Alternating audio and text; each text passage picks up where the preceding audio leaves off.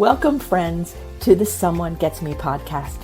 I am your host, Dianne A, and I am so delighted that you're here. This podcast was created because I believe there is a visionary leader inside each one of us who is waiting to be seen. In each episode of Someone Gets Me, you will hear useful tips from successful visionaries who will share their stories about how being seen has allowed them to take their vision out into the world with action. The same, only different. Being gifted out in the wild. Hi, friends. It's Dianne, and I'm here at Someone Gets Me, thinking about what it's like being gifted and neurodivergent out in the wild, like out in the world, right? It's one thing when we're all together and we get each other. It's another thing when we have to deal with the outside world. And so there was a phrase that my very good friend we were growing up with when we were in high school. We used to say it's the same but different. That phrase just popped in my head, and I thought I'm going to do a show about the same but different because that's how it feels. See, giftedness and neurodivergence, some people call it a disability. I would call it more of an exciting challenge, but it's not seen necessarily on the outside. But there's a whole different world going on the inside of just about every gifted person I know. And if they've got some neurodivergence going on, then we're sure it's in there. And so what happens is we look normal, whatever that means, right? We look regular most of the time, and yet our processing is different. Because see, a gifted person's brain has an asynchronous development, so we develop differently. You know, sometimes we're way ahead intellectually when we're young, and then slow or when we're emotionally, or the other way around, or really physically gifted and have great athletic talent and have difficulty managing emotions. I know you've heard the phrase, too smart for your britches, right? Because sometimes the intellect of a gifted person takes a minute to let the common sense kind of kick in, right? Like that happens. I was told when I was younger that my bladder was too close to my eyes because I was so emotional. So I was made fun of by my own mother, actually, for that, because I was always getting the message that my emotions were somehow too much or not right, or something was wrong. And really nothing was wrong. I remember when I was in third grade, I think, and I came home from school, my feelings were really hurt over a situation in PE class. I don't remember the situation exactly, but I remember that it really bothered me. I think it had something to do with tumbling, and I didn't like land things at the time. I was more into the water, so I can only imagine what that was. But I remember coming home and I was really upset and I was crying, and I go and I crawl in my mom's lap to get comfort and care. And she held me and everything. And as she was stroking my hair, she said, "It's okay, honey. You're different than all of them. You'll see, you're not like them." I see now my young self didn't understand what that was at all. So clearly my mother could see it, and she knew, and maybe other people did, but nobody really talked about it. So what about you? Did people really understand? Did you understand from the time you were very young what was happening and how it was you didn't process the world like everyone else?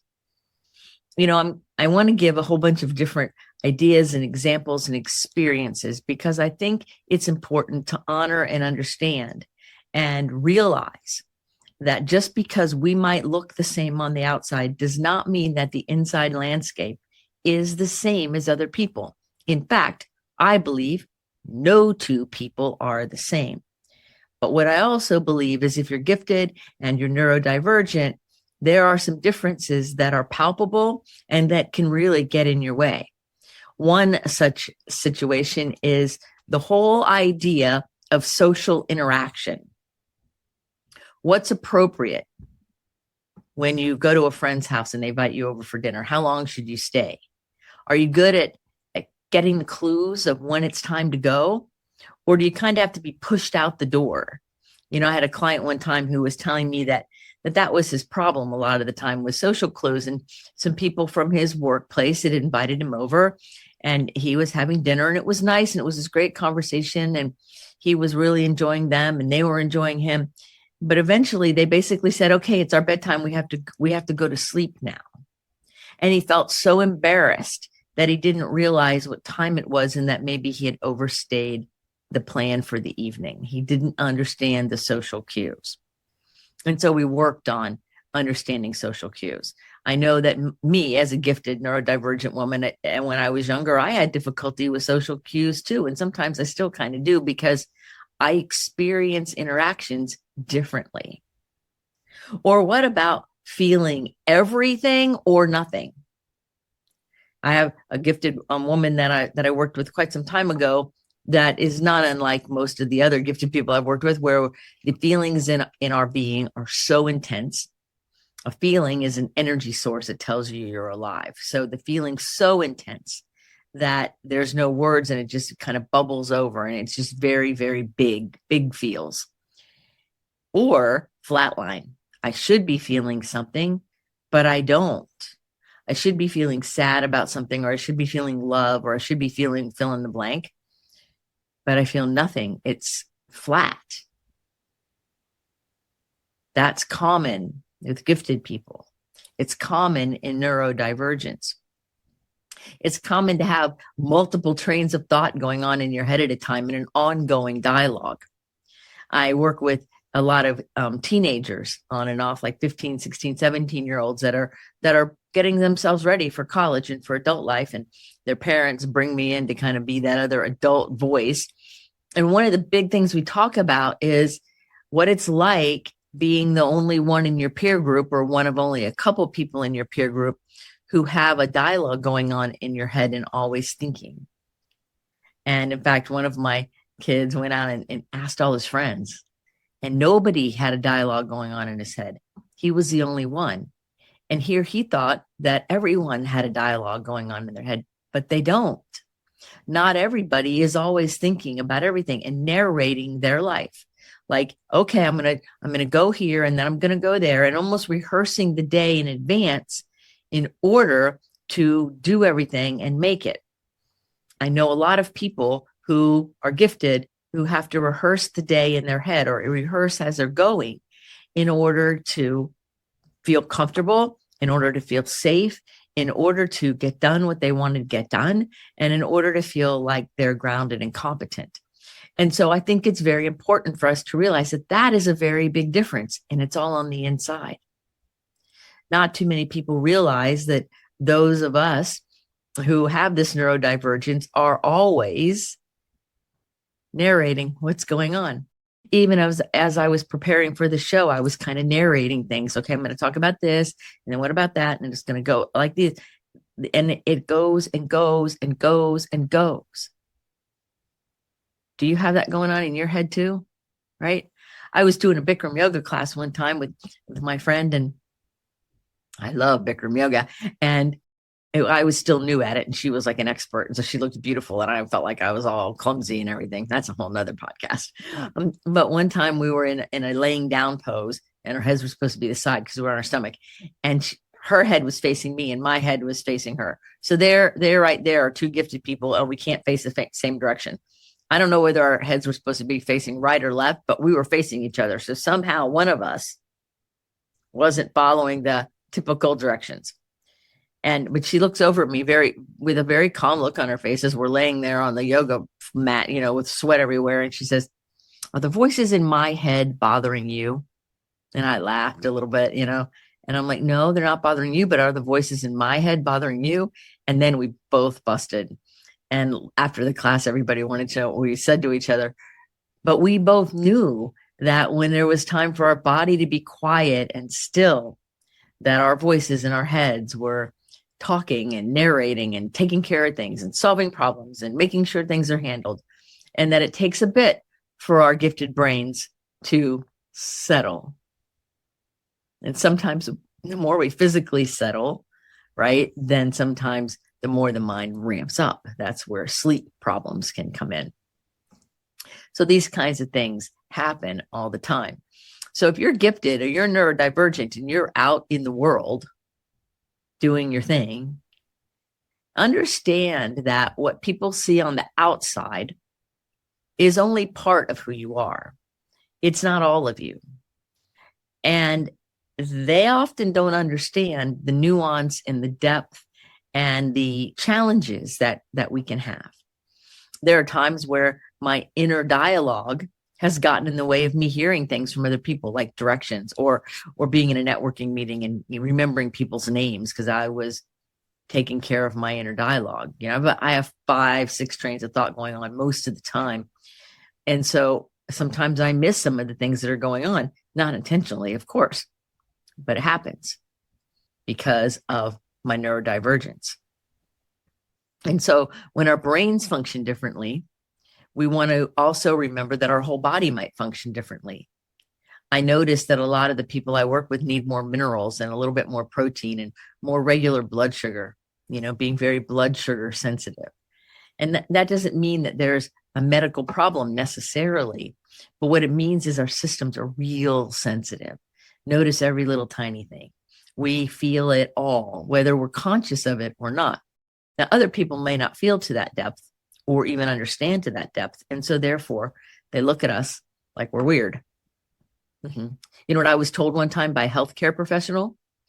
I was told, and this is, I'm not kidding, and this person said they understood giftedness, said they really, they got that part. And I believed this person. And this person looked at me, and I don't even remember now what we were talking about. This was a while back. I think it actually was something about nutrition or exercise or something. And this person said, after talking to you and looking at your lab results and looking at everything that's going on, you have lab results of someone much younger than you, and your energy is different than most people your age. And so you're an anomaly. That's what they told me. They had no answers or no conversation about the content that I wanted to talk about, other than the fact that I'm different than everyone else my age and I'm an anomaly. Well, I've heard that 100,000 times in my life. Have you heard that a lot? That you are like a one of a kind and most people who think they should be understanding you don't? Maybe it was your own parents or your siblings or anybody you're dating, right? Because I've dated this really great guy. Oh my God. I fell in love. I was head over heels in love with him. Like, it was bad. It was really serious.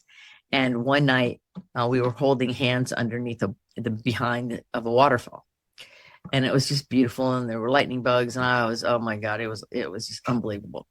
And shortly after that experience, like a week or two later, we were holding hands again. And all of a sudden he jerked his hand away. And like he was startled or scared. And I'm like, there's nothing scary going on. Even I'm not scared, And he goes, I don't know. I think we should just be friends because you can see right through me. You know so many things. You can feel so many things. I don't know. I think we should just be friends. That, of course, was devastating news. And at first, I didn't believe that he was unable to even be in any kind of even friendship with me because he was afraid of the gifts and giftedness that I have, especially my intuition. He didn't call it that, but that's what it was. And so I've lost a lot of really great friendships and relationships over the decades. If I really sit back and look at it, gifted people have a lot of difficulty in relationships because of social interaction, because of emotional and intellectual intensity. And sometimes it's because the other people don't understand and distance themselves. Or sometimes there's a lot of other situations where the gifted person has to step away, like gaslighting or things like that. And it gets very painful. So when people say, well, neurodivergence is a disability, in some cases, if you want to use that language, I guess it is sometimes, because we pay prices. We pay for the ignorance of society, for the fear of others.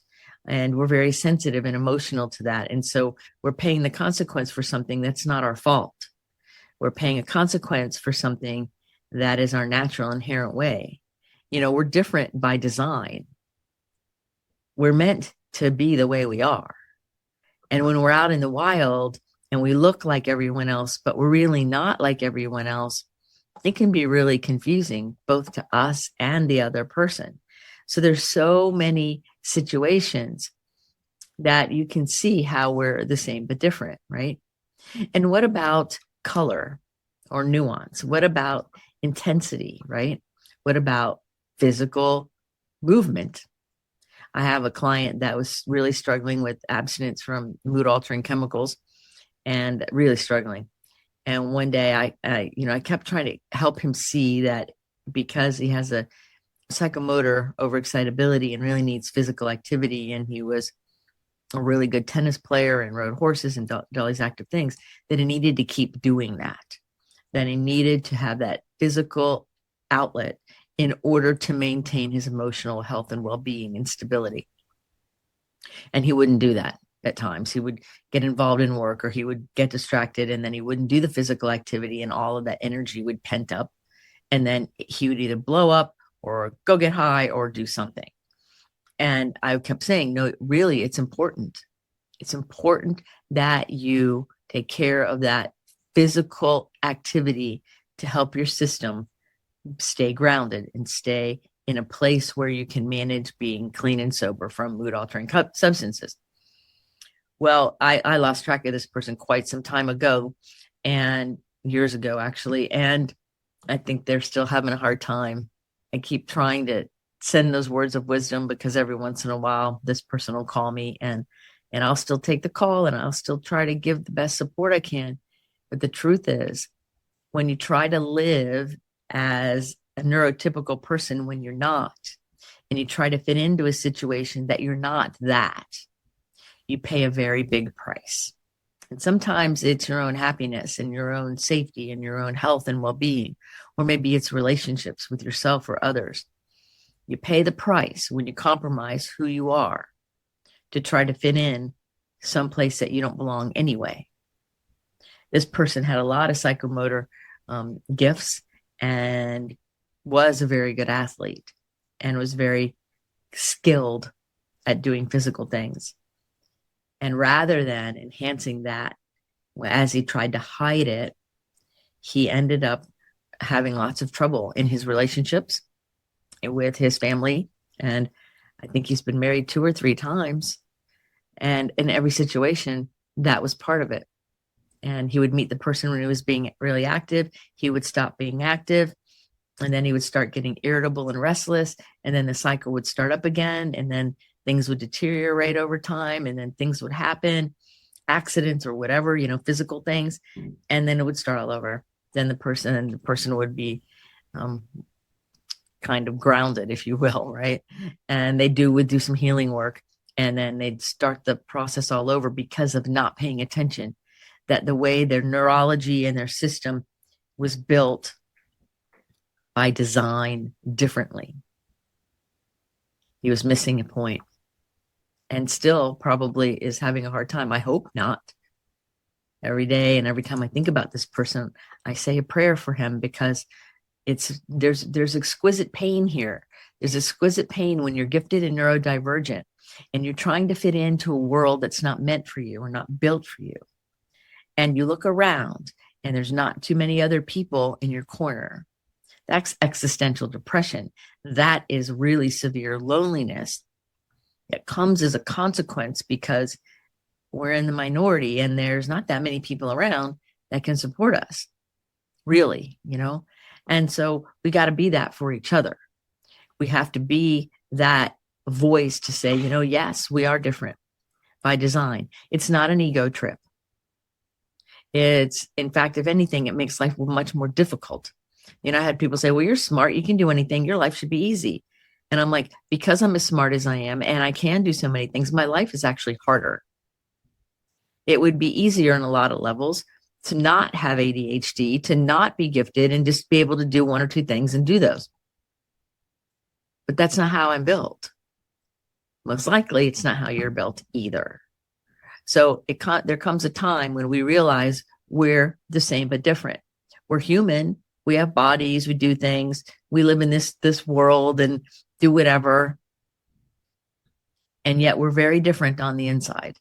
The way we experience things, the way our senses integrate information, our autobiographies are often different because our trajectory is different because of our brain development. All the parts of us that are nuanced, that are different, but not obvious to the external world by just looking at us, set us up to be misunderstood or feel misunderstood or be looked over or ignored because maybe somebody doesn't understand or doesn't get it. Or maybe you're so intuitive that you can tell somebody's ignoring you even when they're trying not to, right? Like we can feel it before it gets here. So there's so many important things to think about when it comes to being a gifted person, especially if you have neurodivergence or intense sensitivities out in the world. So some ways you can handle this and help yourself in a lot of ways, I guess, would be, first of all, to give yourself a lot of quality time. Whether if you're an introvert, quality time with yourself or with a trusted other, or if you're an extrovert, quality time with others, or whatever that combination is for your unique self, to make sure that you have things paced, to make sure you honor your energy, to honor your energy mapping, to make sure that the way your body and energy wants to work, that it gets to do that. In fact, there's going to be a link in the show notes. If you want, you can get on there and get a copy of a PDF I put together about how to care for your neurodivergent soul, kind of like a little starter kit before the actual book comes out. And in there is how to do energy mapping and map when your best energy is. Like for me, my best creative energy is first thing in the morning, and then I have a little downtime in the middle of the day, and then it comes back up in the evening. And so I'm aware of that. So I try not to force myself to do anything ultra creative and cool in the middle of the day because it's harder. I can, but it's harder. So there's ways you can map out your own way of doing things. It's probably not going to work. I worked with a gifted doctor one time. I was his clinical director, and he owned a treatment center for substance abuse. And it was primarily doctors, lawyers, and professionals because we were doing a lot of work with all the licensing agencies in the state of Florida. And one day we were working, and he had office hours from like 4 or 5 in the afternoon to like 9 at night, a couple of days a week. And one night he looked at me after we were done seeing patients, because everybody he would see, I would be in the room too, to help orchestrate whatever he wanted them to do for their work. And so he looked at me one night with a straight face. He goes, 9 to 5 hours, 9 to 5, working 9 to 5. Those were designed by normal average people. They were not designed by the smart, more creative people. That doesn't fit us. And I laughed and go, yeah, it doesn't. Now, back then, I didn't really get it all, right? And I don't even know if he understands how profound that sentence was, but it was so true. We thrived. We saw people early in the morning. We took time off in the middle of the day. The two of us, I went to play tennis or swimming, and he went and either went swimming or went out and did some activities. And then we would come back and have office hours in the evening. And it was perfect because we were able to see people on their schedule. We were able to do what we needed to do for people, and we did everything we needed to do for us along the way. So we're the same, but different. We are gifted out in the wild. We do it differently. So if you're struggling with your schedule, you're struggling with pacing of things or how things are going, and you're trying to fit into a way of doing things that is not inherently natural to you, I suggest that you slow down for a moment and map out your own energy, map out your own way of doing things, and then say, how can I live and move and breathe within my natural rhythm? Because then you'll be able to live the life you imagine. And then that inner spark in you will show back up. Then you'll be happier than you imagine. And guess what? The world will adjust. It's like a big mobile. You know, you hit one mobile and the whole part moves. It's okay. Everything will adjust. What's most important is that you're living in, I'm getting goosebumps, is that you're living in your authentic self. It's most important that you let your real aligned being show up in thoughts, words, and actions with all that you're meant to be in a humble, gracious way. Because it's in that humility that being of the earth, that being grounded. That's what humility means, to be of the earth. It's in that your happiness and satisfaction lie. It also invites people who don't understand us to come into our world and maybe understand us a little bit more. So those are some of my thoughts on being the same but different. I'm sure there's more I'm going to think of the moment I end this show, because there's always more. There always is, right? So understand that if you're walking around sometimes and you feel a little off, or you don't feel like you're part of the world. I used to think I was an alien at one point, and maybe I am. I don't know.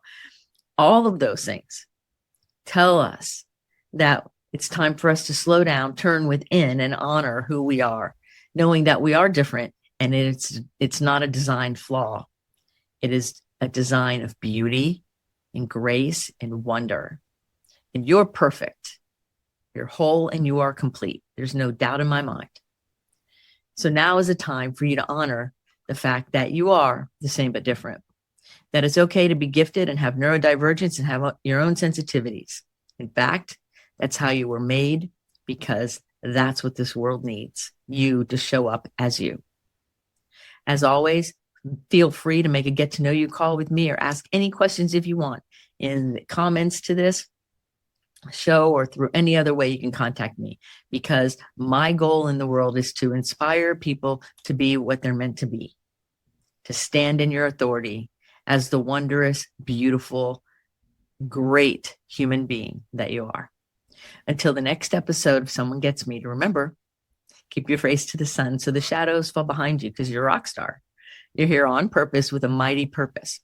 So go out there and let your light shine, and remind yourself that your same but difference sets you apart for a valuable, profound reason. Until the next episode of Someone Gets Me, this is Dianne saying, be well. Thank you for listening. I trust you gained some valuable inspiration and information. Please join me and other visionaries in the Someone Gets Me Facebook group. Or for more information on my services and additional episodes, visit someonegetsme.com. Again, thanks for listening.